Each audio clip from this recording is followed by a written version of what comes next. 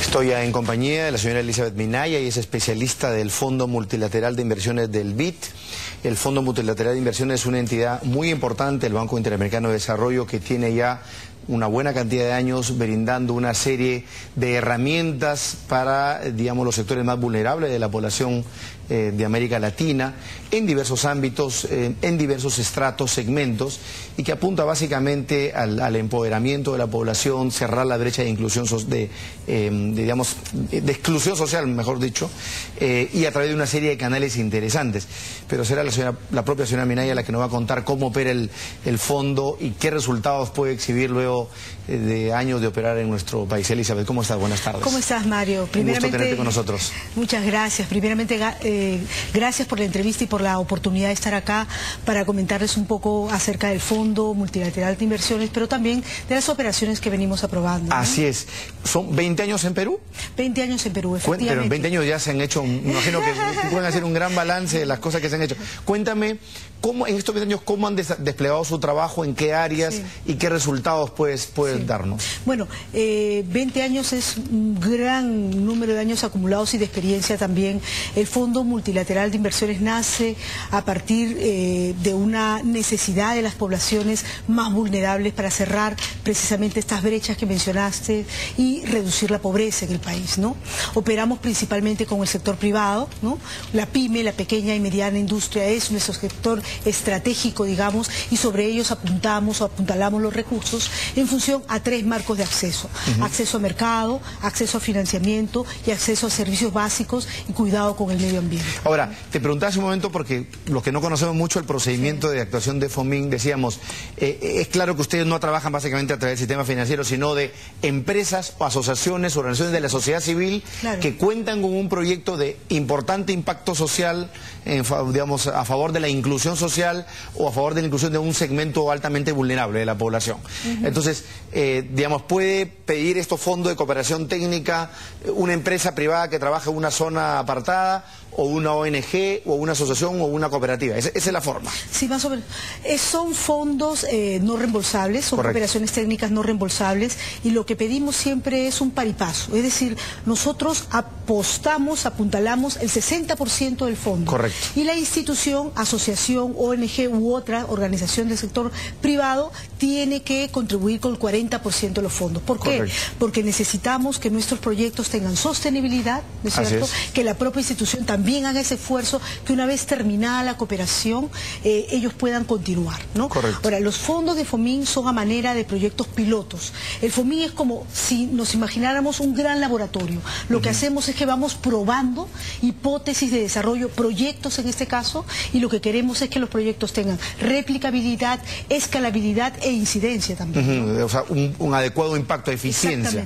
Ahora, cuéntame, regresando al principio, luego de estos 20 años y ya conociendo cómo opera el FOMIN, ¿qué resultados importantes puedes destacar en Perú? Nosotros hemos apoyado más de, digamos, 100 proyectos en este país. Más o menos equivalentes en montos. 100.000 beneficiarios. ¿Y en montos de...? 100 millones. ¿100 millones de dólares? Sí, aproximadamente, ¿no? No tengo el recuento exacto, pero son aproximadamente 100 millones apostados en este país, ¿no? Con, digamos, un promedio de 88 a 100 proyectos, ¿no? Interesantes.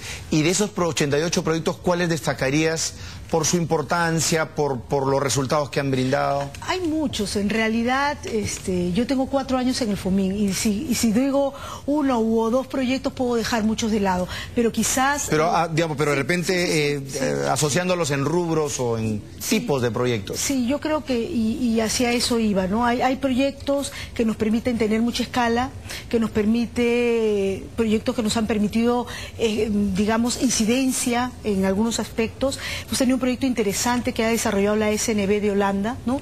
Que ha permitido la generación de negocios inclusivos y se ha replicado en 7 regiones del país con 7 operadores distintos, y ese proyecto ya incidió también a manera de política pública, ¿no? Entonces, También hay un proyecto de Odebrecht, ¿no? Interesante para hacer proyectos a lo largo de la carretera, de turismo rural comunitario, de, digamos, de diversa índole, ¿no? No necesariamente, o sea, decirte un nombre sería mezquino frente a otros. Tenemos otro con mi banco de 100.000 mujeres que también se va a presentar recientemente, entonces hay mucha experiencia acumulada.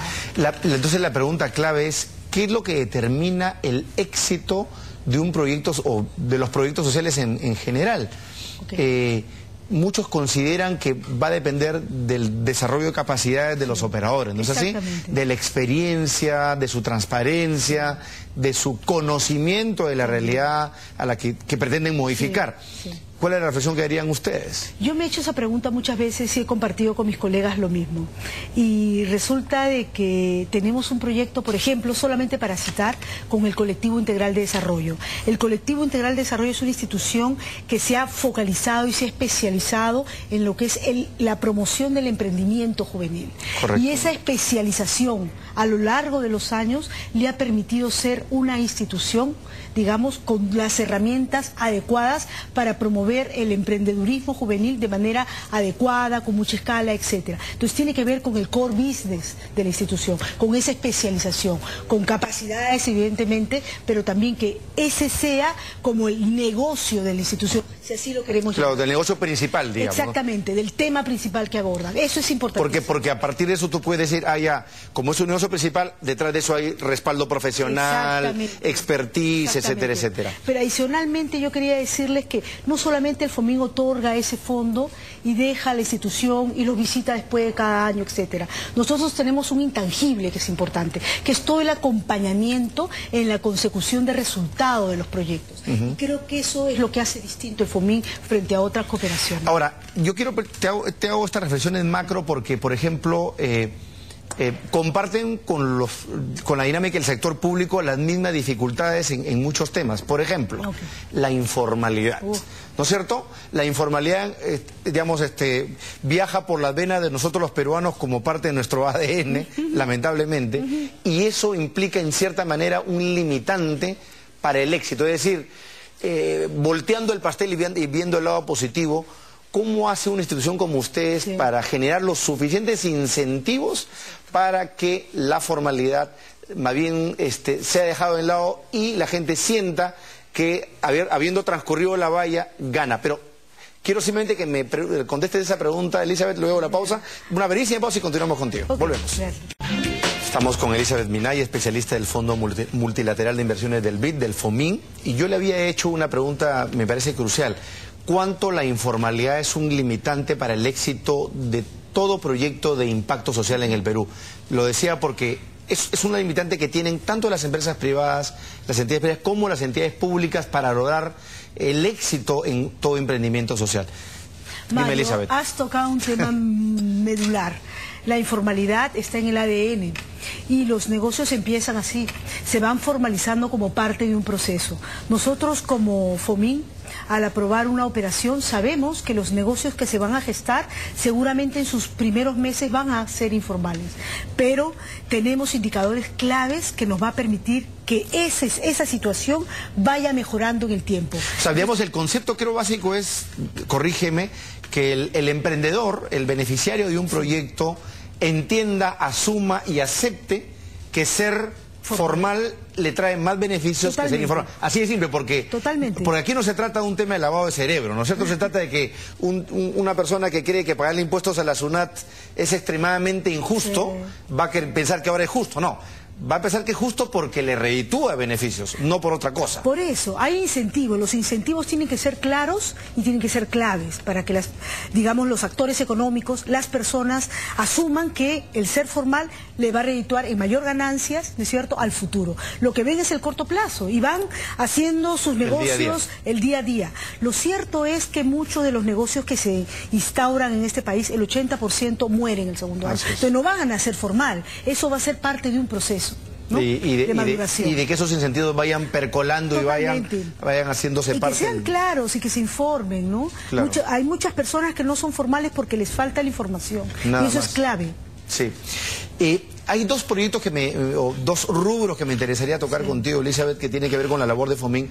Uno es el rubro mujer, ¿no? Que para los para las entidades, tanto el sistema financiero como el sistema que han, afincado sus propósitos y su labor en el sector mujer, ha sido un rubro fundamental para consolidar el negocio. Y por otro lado, el tema jóvenes. Tienes un proyecto con la Tarumba, me parece muy interesante, que luego me lo vas a contar. Pero empecemos con el tema mujer. Ok.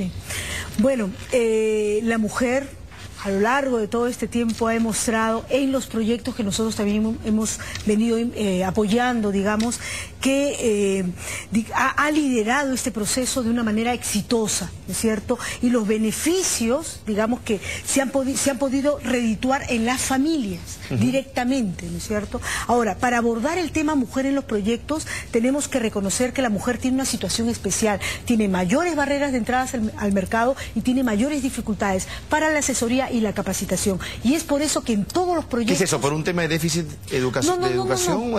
Es un tema de barreras de la familia, de la pareja... Sociales, culturales, por roles culturalmente asignados a la mujer. Estamos hablando de poblaciones básicamente migrantes o andinas, ¿no? No necesariamente en costeñas. Vulnerables, yo diría, de bajos ingresos, etcétera. En general. Entonces hay barreras a su entrada a la economía, pero desde el momento que nosotros le engarzamos dentro de un proyecto, reconocemos esas barreras y decimos, bueno, a las mujeres tenemos que darle los servicios que le damos, igualmente a todos, pero adicionalmente temas de autoestima. Temas de organización familiar, temas de diferenciar la tarea de la casa con la misma empresa también, ¿no? Entonces, eso es algo que a nosotros nos preocupa. Y todos nuestros proyectos tienen un enfoque transversal que es género. Y ahí el rol del Ministerio de la Mujer, ¿crees tú que aún llega a un nivel incipiente? Yo creo que está mejorando. Yo creo que está mejorando, que se están haciendo cosas, pero siempre faltan. Falta.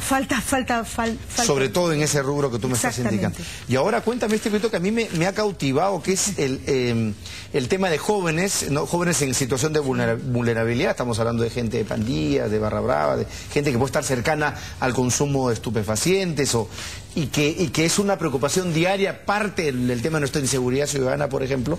Ustedes han entrado a este tema en asociación con la Tarumba. Cuéntame, porque me parece muy interesante. Sí, ahí como un pez en el agua. De verdad que este es un proyecto emblemático, es un proyecto sui generis para este país y para 3 países más, ¿no? ¿Cómo entramos con el tema de joven? Hace 20 años el FOMIN venía impulsando proyectos con los jóvenes y en un momento dijimos, ¿qué vamos a hacer? ¿Más de lo mismo o queremos proyectos innovadores? Y ahí nace este proyecto de la Tarumba, con una forma, una propuesta distinta de abordar a este joven que es vulnerable. Si nosotros nos fijamos en América Latina, 15 millones de jóvenes ni estudian ni trabajan. Y estamos hablando de población vulnerable. Y desde ese sentido, este proyecto lo que trata son métodos innovadores para capacitación e inserción laboral a partir de emprendimientos de jóvenes que están en situación de vulnerabilidad. ¿Cómo opera? Cuéntame rápidamente, ¿cómo identifican al sector vulnerable, cómo lo canalizan a través del proyecto? Perfecto. Antes de decirte cómo operan, nada más decirte que son 3 países. Son la Tarumba en Perú, que es coordinador regional del proyecto, Circo Social del Sur en Argentina y Circo del Mundo en Chile. Donde Cirque du Soleil es parte también de este programa. Es un programa regional, ¿no? Qué interesante. Sí.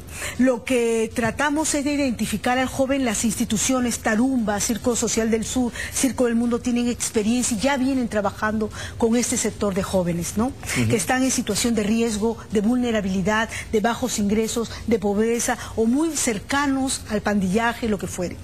Ingresan a sus programas, los capacitan en arte circense, pero dándoles estas habilidades blandas de socialización, de comunicación, de interactuar, de responsabilidad, para que ellos, luego en un segundo paso, reciban sesiones para que generen sus propios emprendimientos culturales o no, pero emprendimientos sociales, ¿no? Perfecto, luego de un proceso de capacitación y de acompañamiento. Exactamente, que dura más o menos unos 6 meses. Perfecto. Vamos a beneficiar a 1.500 jóvenes de América del Sur, ¿no? 1.500, donde por lo menos la mitad va a generar emprendimientos que van a durar más de 2 años, ¿no? Ya, y que son negocios propios que tienen que ver con microcomercialización de productos de primera necesidad, de todo tipo, o solamente vinculado al arte circense. Están relacionados muchísimo de los emprendimientos a la industria circense. Ok, para proveerla, digamos. Exactamente, porque como ha venido creciendo también nuestros países, en el caso de Perú muchísimo, la demanda cada vez es mayor de estos servicios culturales. Perfecto. Entonces no hay esta,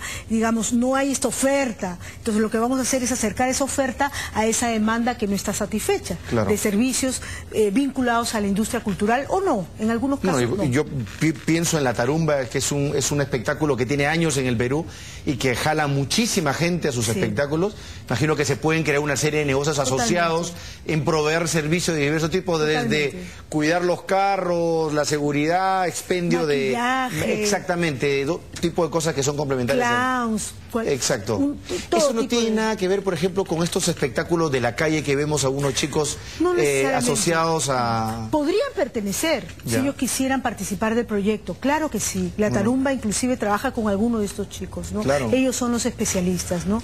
O los esfuerzos que ha hecho Vania Macías, por ejemplo, para el tema del baile en zonas urbanas marginales. Totalmente. ¿No? Estamos salvando a estos muchachos y fíjense, esto es inversión social.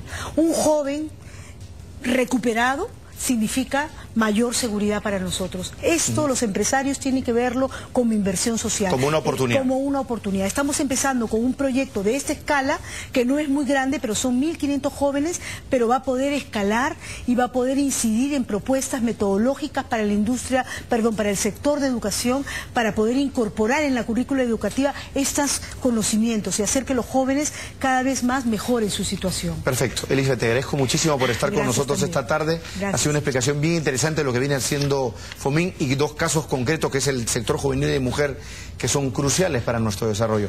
Éxitos en todos los programas del FOMIN, Elizabeth, ya nos vendrás a contar más resultados positivos. Muchísimas gracias, de verdad. A ustedes también muchas gracias por acompañarnos hasta una nueva edición de Economía en Directo.